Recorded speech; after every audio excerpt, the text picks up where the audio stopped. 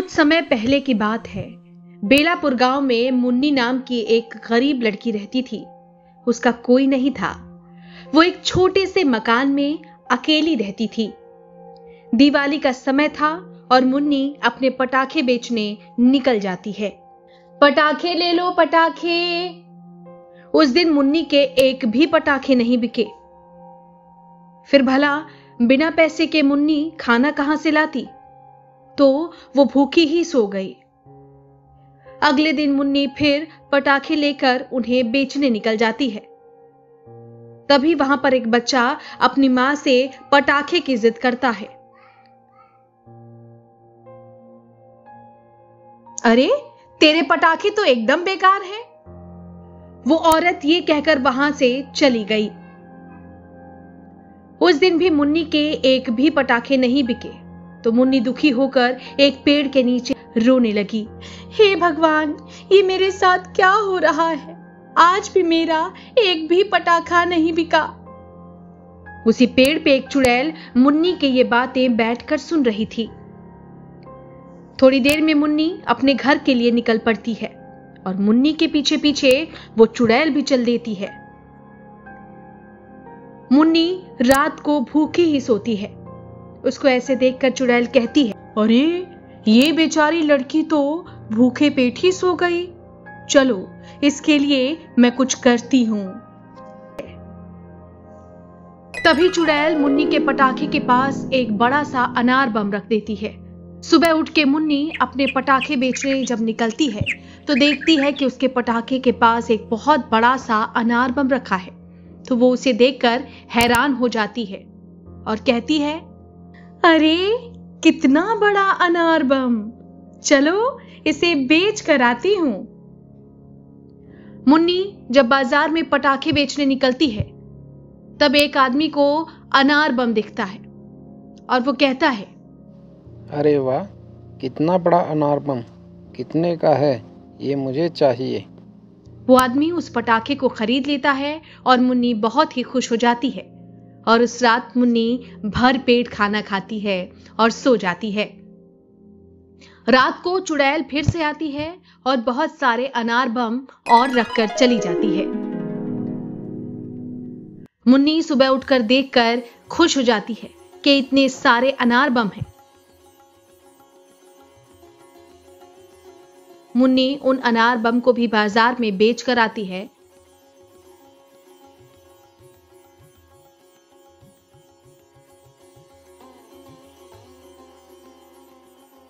और पूरे गांव में मुन्नी के उन अनार बम की चर्चा होती है। उसके बाद चुड़ैल हर रात मुन्नी के घर पर ही अनार बम रख कर आती है और मुन्नी उनको बेचती रहती है। लेकिन मुन्नी को आज तक पता नहीं चला कि वो अनार बम रात को कौन रख कर जाता है।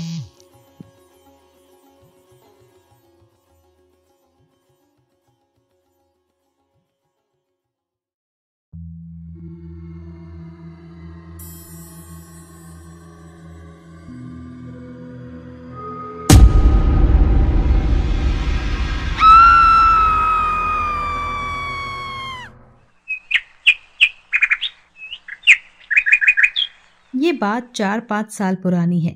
बेलापुर गांव में कुछ दिनों से मोहल्ले में एक चुड़ैल के घूमने की अफवाह फैली हुई थी।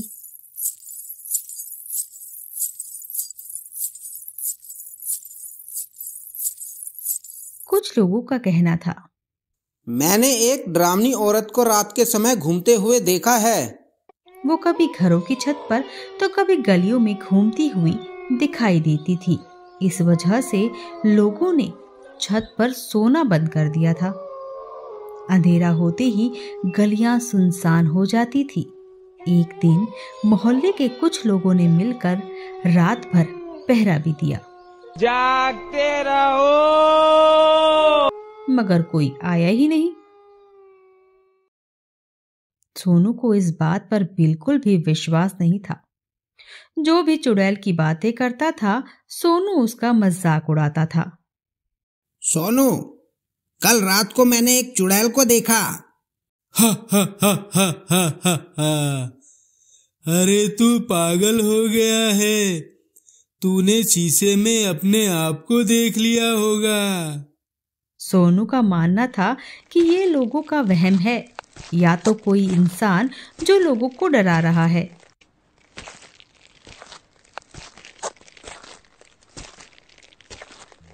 एक रात गांव की लाइट गई हुई थी। सभी लोग अंदर गर्मी में चुड़ैल के डर से सोए हुए थे। कोई छत पर जाने की हिम्मत नहीं कर रहा था। सोनू को भी ऊपर जाने की मनाही थी। सोनू बेटा, छत पर नहीं जाना, छत पे चुड़ैल आ जाएगी। मगर जब गर्मी सहन नहीं हुई तो सोनू अपना बिस्तर उठाकर छत पर चला गया। छत पर पहुंचकर सोनू ने देखा कि एक औरत छत की मुंडेर पर बैठी हुई थी। उसके हाथ में मांस का एक टुकड़ा था जिसे वो खा रही थी। उसका चेहरा दूसरी तरफ था। केवल उसके जानवरों जैसे हाथ दिखाई दे रहे थे। ये सब देखते ही सोनू की हालत खराब हो गई।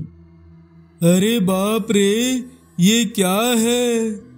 गांव वाले सच कहते थे, रात में चुड़ैल घूमती है। सोनू अपना बिस्तर वहीं छोड़ नीचे भाग गया और दरवाजा अच्छी तरह बंद कर लिया।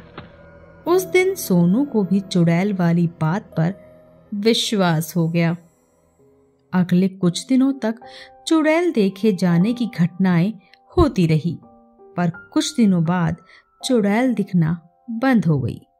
लोगों का डर भी खत्म होने लगा। मगर सोनू ने जो देखा उसे सोनू कभी नहीं भूल सकता।